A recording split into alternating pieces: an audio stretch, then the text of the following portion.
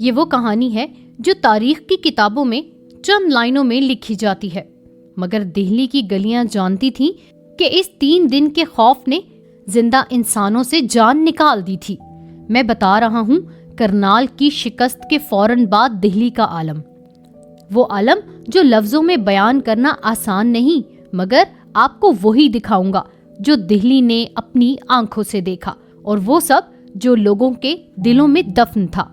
کرنال کے میدان سے جب خبر آئی کہ خان دورہ مارا گیا، سعادت خان قیدی ہو گیا اور عظیم مغل لشکر صرف چند گھنٹوں میں مٹی ہو گیا،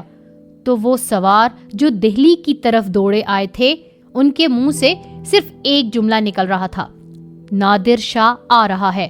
کوئی نہیں بچ سکے گا۔ دہلی میں جیسے کسی نے آگ پھونک دی ہو، بازاروں کے دروازے بند ہونے لگے، گھروں کی کھڑکیاں اندر سے کیلوں سے ٹھونکی جانے لگیں،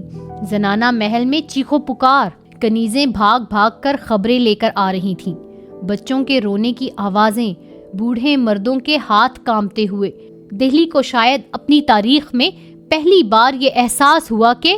ہم بچ نہیں پائیں گے۔ بادشاہ محمد شاہ کرنال سے واپس آ رہے تھے، چہرے کا رنگ زرد، قدم لرزتے ہوئے، پالکی کے پردے تھر تھراتے تھے جیسے بادشاہ کے ہاتھ کانپ رہے ہوں۔ شاہی فوج جو دہلی سے بڑے تم تراک سے نکلی تھی واپس ایسی آ رہی تھی جیسے کوئی جنازہ ہو، ٹوٹے ہوئے ہتھیار، زخمی گھوڑے، گرد آلود سپاہی، اور سب سے تکلیف دہ منظر یہ تھا کہ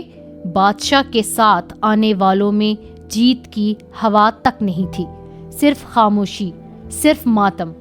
جب شاہی قافلہ لال قلعے میں داخل ہوا تو دروازوں پر وہی سپاہی کھڑے تھے جنہوں نے انہیں بڑے فخر سے رخصت کیا تھا، مگر اب ان کی پلکیں جھکی ہوئی تھیں، آپس میں کوئی کسی کی آنکھ میں آنکھ ڈال کر بات نہیں کر رہا تھا۔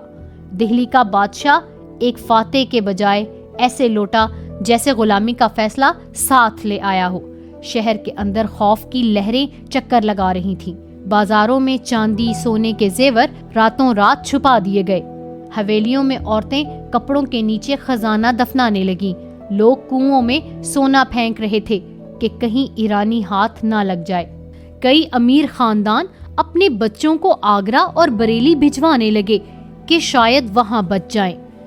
جامع مسجد کے سامنے چند بوڑھے بیٹھے زاروں قطار رو رہے تھے، ایک نے دوسرے سے کہا، یہ شہر شاید بچ نہ پائے، یہ ہوا جو چل رہی ہے نا، یہ کوئی عام ہوا نہیں، یہ زوال کی ہوا ہے۔ نادر شاہ کرنال سے دہلی کی طرف بڑھ رہا تھا، راستے میں گاؤں ویران تھے، لوگ گھروں کے دروازے کھول کر بھاگ چکے تھے، ہر طرف صرف دھول اور خوف کی بو تھی۔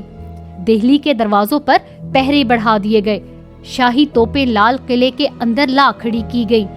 درباری مشیر چپکے چپکے کہہ رہے تھے کہ مذاکرات کے بغیر کچھ ممکن نہیں، نادر کے پاس طاقت ہے، ہماری جڑیں سڑ چکی ہیں۔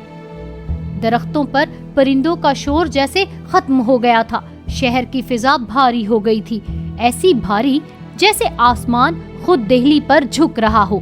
بادشاہ محمد شاہ نے لال قلعے کے اندر اپنے خاص امیروں کا اجلاس بلایا، چہرے اترے ہوئے، کسی میں کچھ کہنے کی ہمت نہ تھی۔ وزیر اعظم قمر الدین خان خاموش بیٹھے تھے، آصف جاہ جیسے شخص کے الفاظ واقعی سچ ثابت ہو رہے تھے، ہماری سلطنت اپنی ہی لاپرواہی میں دفن ہو رہی ہے۔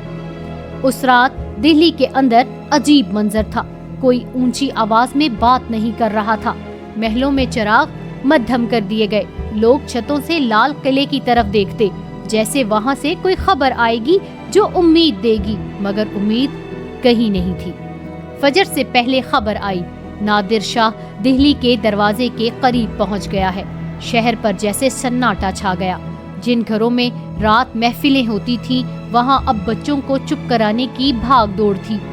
جن گلیوں میں دن رات ہنسی کی آوازیں آتی تھیں وہاں اب سائے رینگنے تھے۔ جب نادر شاہ نے دہلی کی فصیل دیکھی تو اس کی آنکھوں میں خوف نہیں تھا، صرف غرور، صرف طاقت، صرف وہ رویہ جو ایک فاتح کا ہوتا ہے۔ اور دہلی، وہ آج پہلی بار اپنی عظمت سے نہیں اپنے زوال سے واقف ہو رہا تھا۔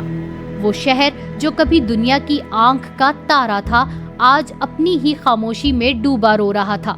میں کہتا ہوں اگر دہلی کی سڑکیں زبان رکھتی تو چیخ چیخ کر کہتی ہماری موت کرنال میں لکھی گئی تھی، یہاں تو بس تدفین ہو رہی ہے۔